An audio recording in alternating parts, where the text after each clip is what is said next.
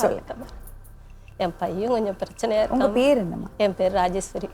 உங்களை பற்றி சொல்லுங்கம்மா. எங்கேருந்து வரீங்க, என்ன நான் பண்ணீங்க? எங்கள் ஊர் குத்தாலம்மா. இப்போ நான் எங்கள் வீட்டுக்காரங்க இறந்துட்டாங்க. 2016 இறந்துட்டாங்க. இறந்ததுக்கு பாடு எங்கள் வீட்டுல எங்கள் மாமியார் வீட்டில் கை விட்டுட்டாங்க, என்ன நடுத்தரிலே விட்டுட்டாங்க. ஏன்? அது என்னன்னு தெரியல. அவங்க வீட்டில் எத்தனை பேர் இருக்காங்க? அவங்க எங்கள் கொழுந்தனார், பெரிய கொழுந்தனார், 2 நாத்தனார். எங்கள் நாத்தனார் தான் எங்கள் அண்ணனுக்கு கொடுத்து எடுத்துக்கிட்டோம். பொண்ணு கொடுத்து பொண்ணு எடுத்துக்கிட்டோம். அப்போ கல்யாணம் பண்ணி அவங்க என்னத்து காரணம்னு தெரியல. நான் வீடு கேட்டேன். அதனால ஒரு பிரச்சனையில் என்னை எதுவுமே சொல்லாமல் அந்த செத்தப்பவே எங்கள் வீட்டுக்காரங்களை வாசலில் வச்சு எடுத்துட்டாங்க. உள்ளே கூட சேர்க்கல. செத்தப்போ கூட எங்களுக்கு யாரும் இல்லை. எங்கள் வீடும் ஏழ்மையான குடும்பம் தான். அவங்களும் அவங்க என்ன செஞ்சாங்கன்னு தெரியல. அவங்க எங்கள் மூத்தார் பொண்டாட்டி தான் இவ்வளோத்துக்கும் எங்களை ஒதுக்கி வச்சுருந்தாங்க. நான் எல்லா செலவுமே எங்கள் வீட்டுக்காரங்களுக்கு நான் தான் பார்த்து செஞ்சுக்கிட்டேன். 50,000 கடனோட இறந்துட்டாங்க. அப்போ செத்து உடனே வெளில வந்தோடனே நாங்கள் பணத்தை தூக்கி வெளில விட்டாங்க. எங்களை நடுத்தரிலே விட்டாங்க. அந்த கருமாதி அது வரைக்கும் அந்த வீட்லேயே தான் இருந்தீங்க? அந்த 10 நாள் தான் இருந்தோம். நாங்கள் தனியாக இருந்தோம்.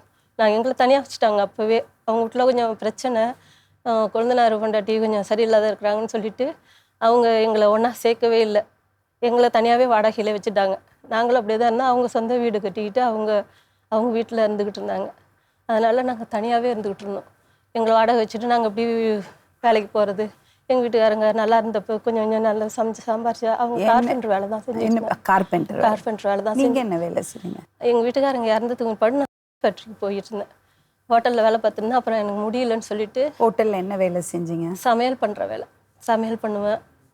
அது வந்து எனக்கு இறந்து போன தேடியோட எனக்கு அடிக்கடி உடம்பு நல்லா இல்லாத போய் இந்த கவலையிலேயே அலைஞ்சது கொண்டதெல்லாம் எனக்கு உடம்பு நல்லா இல்லாத போகும். அப்புறம் ஒருத்தவங்க பார்த்துட்டு கஷ்டப்படுதோ அப்படின்னு சொல்லிட்டு யாரும் இல்லை உதவிக்குன்னு சொல்லிட்டு ஒருத்தவங்க பார்த்து என்னை ஃபேக்ட்ரியில் சேர்த்து விட்டாங்க. அங்கே என்னது? அங்கே வந்து லப்பர் ஃபேக்ட்ரியில் வேலை பார்த்துருந்தாங்க. க்ளீன் பண்ணுறது, கெமிக்கல் கலக்கிறது, இப்படி அந்த வேலையெல்லாம் செஞ்சுட்டு இருந்தேன். அவங்க இறந்ததும் படுத்த பிள்ளைங்கள நான் தான் செலவு பண்ணி யாரும் 10 பைசா கொடுக்கல. கஷ்டப்பட்டு இந்த பிள்ளைங்கள நான் தான் பார்த்துக்கிட்டு இருந்தேன். ப்ளஸ் 10வது படித்து ஒரு பையன் 2 பேருமே ஒரே இதில் ஒருத்தன் பாஸ் ஆகிட்டான், பெரிய பையன். 2வது பையன் ஃபெயில் ஆகிட்டான். அதுக்கு முற்பாடு அட்டம் அடித்து எழுதுறதுக்கு தம்பி சின்ன பையன் எடுத்துன்னு எழுதிக்கிட்டு இருக்கும்போது எனக்கு காசு அதிகமாக இல்லை படிக்க வைக்க. அதனால நான் வந்து இப்போ +2 படித்து +2 அங்கேயே படித்து பெரிய பையன் ஃபெயில் ஆகிட்டான்.